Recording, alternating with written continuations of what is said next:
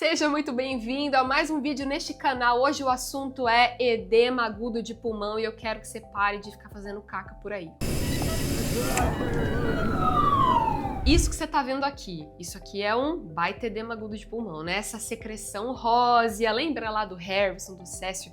Secreção rósea, espumante pela boca. Isso aqui é um edema agudo de pulmão grave, um transudato importante aí, né, no paciente expelindo aí pela via aérea. Mas o que eu quero falar aqui hoje é sobre manejo. Como manejar adequadamente um edema agudo de pulmão. Eu sei que quando você pensa em edema agudo de pulmão, logo a gente pensa em furosemida. A gente pensa em murchar esse paciente, eu quero tirar ele desse quadro de congestão. A furosemida é sim um pilar importante no atendimento do edema agudo de pulmão, sem dúvida alguma que é. Mas a primeira bola que eu levanto aqui a respeito disso é: para de, em todo paciente com edema agudo de pulmão, veja, eu nem tô falando do edema agudo de pulmão não cardiogênico, da SARA, isso aí você nem vai pensar em furosemida.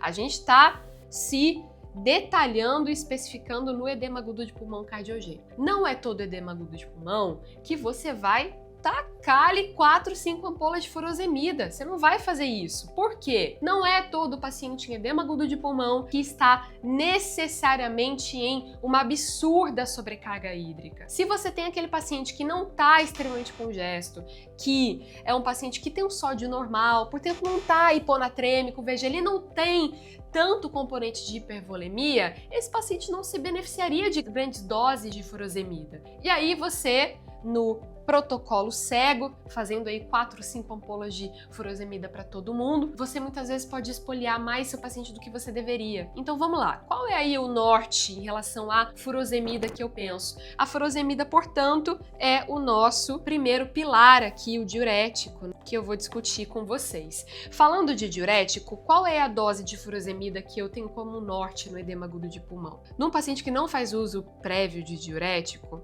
1 mg por quilo de furosemida, certo? Num paciente adulto eu vou ter em torno de 70 mg. Eu vou ter nesse paciente adulto aí uma dose base, foco, em torno de 3 ampolas, um pouco mais do que isso, ok? Você vai, de fato, sempre fazer essas 3 ampolas de cara? Não! Faz uma, avalia a resposta. Faz mais outra, avalia a resposta. Qual é o primeiro benefício do teu paciente ao você administrar a furosemida? Não é o efeito diurético. Muita gente tem um falso conceito sobre isso. O primeiro benefício que o teu paciente experiencia ao você administrar a furosemida não é o efeito diurético, é o efeito venodilatador.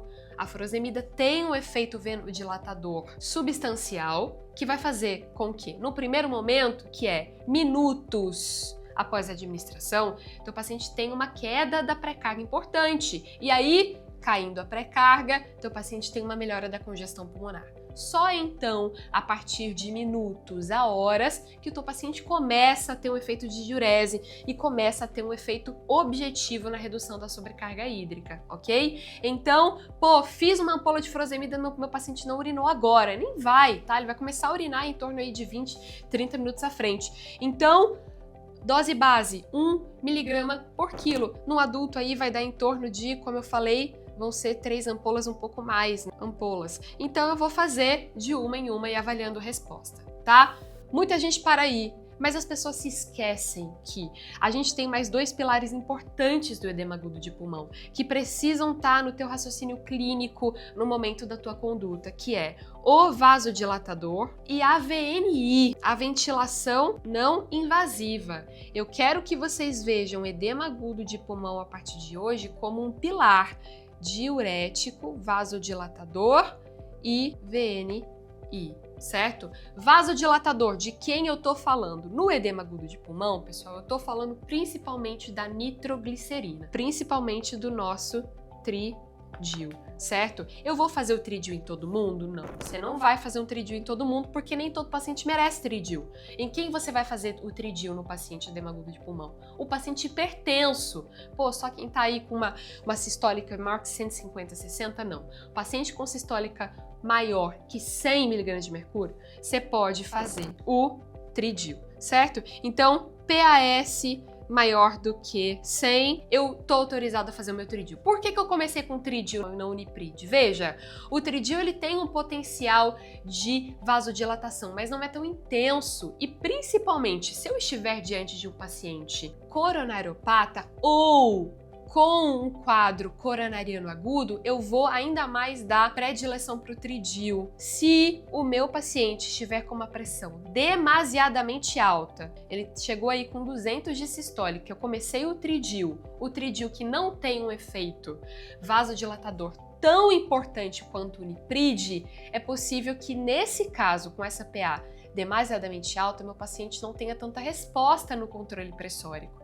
Então aí é importante ou pode ser que eu precise aí abrir mão do uniprid ao invés do tridil. Mas no edema agudo de pulmão, dica prática, começa com tridil, vê como o seu paciente responde. Como eu vou começar com tridil? De um modo geral, eu vou prescrever uma ampola, que são 10 mg, mais em 250 ml de soro fisiológico. Eu posso fazer uma ampola para ser bem preciosista, tá? Uma ampola em 240. E aí eu vou iniciar essa infusão a 3 ml. Qual é a dose do tridil?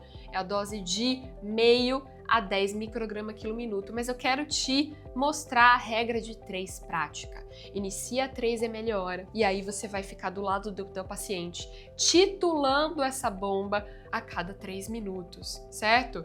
Então, poxa, eu iniciei meu paciente, tá com uma PA, uma sistólica aí de 160, tá? Eu começo a 3 ml hora, essa PA cai para 140. É interessante que caia um pouco mais. Eu vou avaliando os sintomas do meu paciente e vou avaliando o alvo de PA. Essa PA não pode cair para baixo de 100, ok? Então é interessante que ela fique ali em torno de 120 de PA, uma PA normal. Não teve tanta resposta, em 3 minutos eu aumento mais 3 ml hora, vou para 6. Não teve tanta resposta, em 3 minutos eu aumento mais 3 ml hora, vou para 9. Perceba então que nos primeiros instantes com esse meu paciente de edema agudo de pulmão, eu de certa forma casei ali com ele, né? Porque eu vou fazer essa titulação fina. Eu posso fazer o tridil em veia periférica, não tem problema, uma veia patente, calibrosa. Não vai fazer naquele acesso 24 que tá quase perdido. Vai fazendo um acesso patente, calibroso, 20 gauge ou mais. Fiz aí o meu vasodilatador, aí eu vou o quê? Pra VNI, meu povo. As pessoas esquecem da VNI no edema agudo de pulmão. VNI, edema agudo de pulmão, é extremamente importante. O edema agudo de pulmão é, sem dúvida alguma, uma das situações clínicas que mais se beneficia da VNI. A VNI no edema agudo de pulmão, ela melhora a troca, ela otimiza e melhora a sensação de dispneia, ela melhora a acidose e ela reduz a evolução para intubação orotraqueal, além de mudar a mortalidade. Então, a próxima vez que você pensar em edema agudo de pulmão, você sempre vai pensar na tríade a partir de agora, que é o quê? Diurético, ok, sem dúvida alguma, é a furosemida, mas não é só ela.